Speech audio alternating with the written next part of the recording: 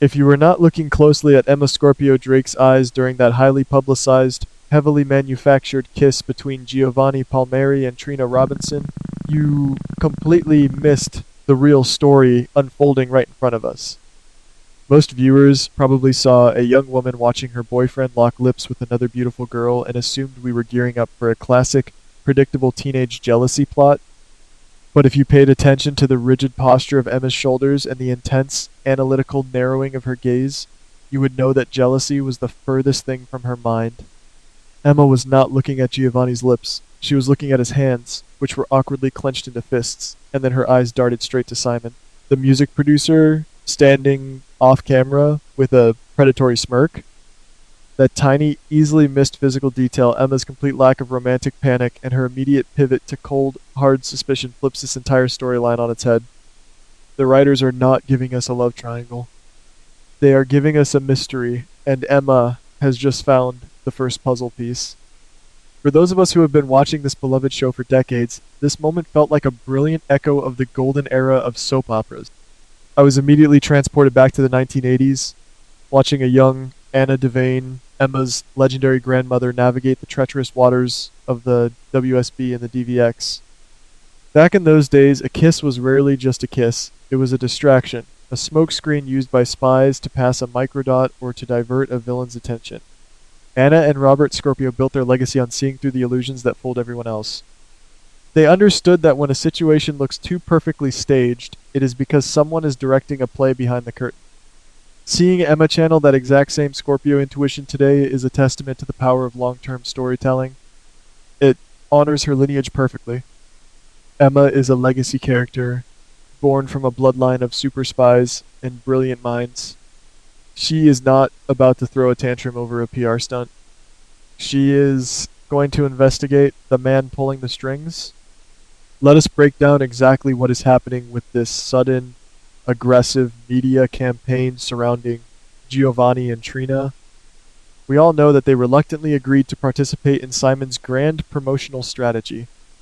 As talented musicians, they understand that in today's cutthroat industry, visibility is just as important as ability. They were told they needed to make public appearances together, project a united front, and even share a few forced on-camera kisses to generate buzz and create a media frenzy. The public is meant to believe they are the next big musical super couple, but Simon's demands have escalated far beyond standard marketing. He is orchestrating every breath they take in front of the cameras, demanding more intimacy and more sensationalism. It feels entirely unnatural, and if you ask me, Simon is using this fabricated romance to completely blindside the public.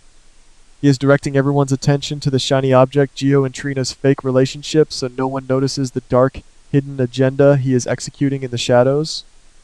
This is where character integrity becomes so crucial, and I am thrilled that the writers seem to be respecting Emma's intelligence.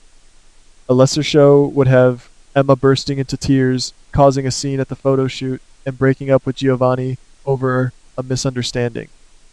But Emma has grown up surrounded by the most complex, deceptive people in Port Charles. She knows Giovanni's heart. She can see the visible discomfort radiating from him after every single take.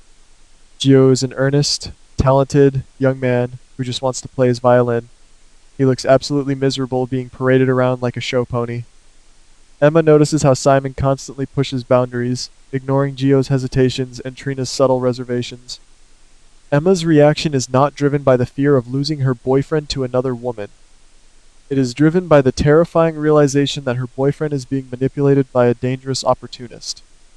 She is watching Gio being exploited, and her protective instincts are kicking into high gear. Simon is a character who has been draped in red flags since the moment he arrived in town. We already know there are heavy suspicions that he might be the mysterious stalker who has been obsessively tracking Trina's every move. If we operate under the assumption that Simon is indeed the stalker, then this entire PR campaign takes on a deeply sinister tone. He is not just promoting two artists. He is trapping his obsession in a gilded cage.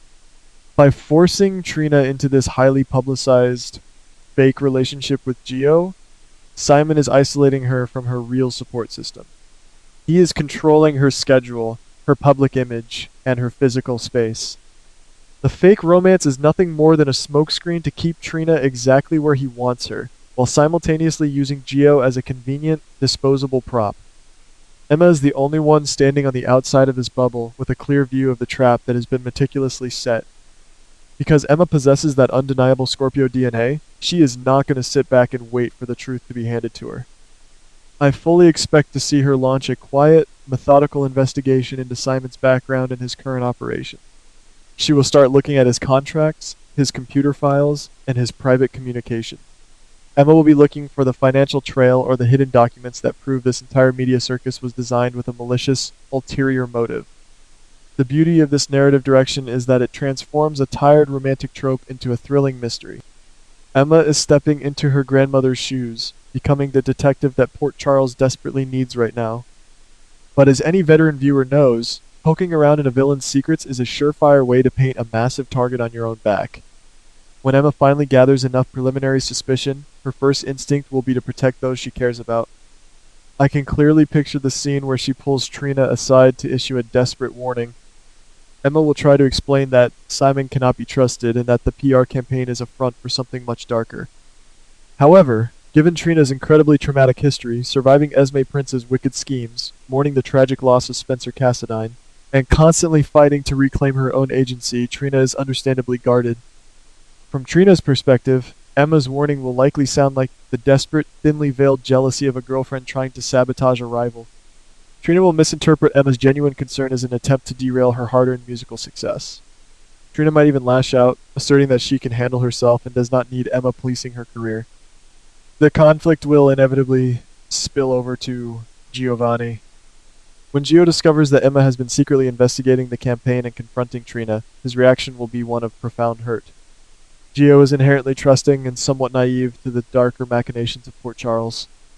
He will likely view Emma's sleuthing as a massive breach of trust. He will ask the painful question, "Do you really have so little faith in me that you think I would cheat on you?" Gio will feel that Emma's actions stem from a lack of belief in his loyalty. But this is the crucial turning point. Emma will stand her ground, looking him dead in the eye, and reveal the truth. She will tell him that she has never doubted him or Trina for a single second. Her lack of trust is entirely directed at Simon. She will explain that they are not being promoted, they are being played as pawns. To prove her point, Emma will need hard evidence, and I suspect she will find it. Perhaps she hacks into Simon's laptop or discovers a hidden dossier in his office that outlines the true, devastating purpose of the PR campaign. She will finally have the smoking gun she needs to blow Simon's operation wide open. But this is General Hospital, and the truth is never acquired that easily. Right before Emma can present this undeniable proof to Giovanni and Trina, the evidence will mysteriously vanish. The file will be deleted, or the physical documents will be stolen. The sudden disappearance of the evidence will leave Emma looking paranoid and desperate, effectively neutralizing her threat to Simon's plans. It is a classic soap opera roadblock that will force our heroes to dig even deeper. This is where the writers can deliver the ultimate plot twist, the kind of jaw-dropping moment that keeps us glued to our screens year after year. The security footage or the timeline will reveal that Trina was the last person seen near the office or the laptop right before the evidence disappeared. This revelation will send shockwaves through the trio. Giovanni, already stressed and confused, will suddenly look at Trina with deep suspicion. Did Trina steal the evidence to protect her rising stardom? Is she secretly working with Simon? Emma, on the other hand, will remain steadfast in her belief that Simon orchestrated the theft to frame Trina and tear them apart from the inside. Meanwhile, Trina will be left reeling, realizing with horrifying clarity that she has been manipulated and set up to look guilty.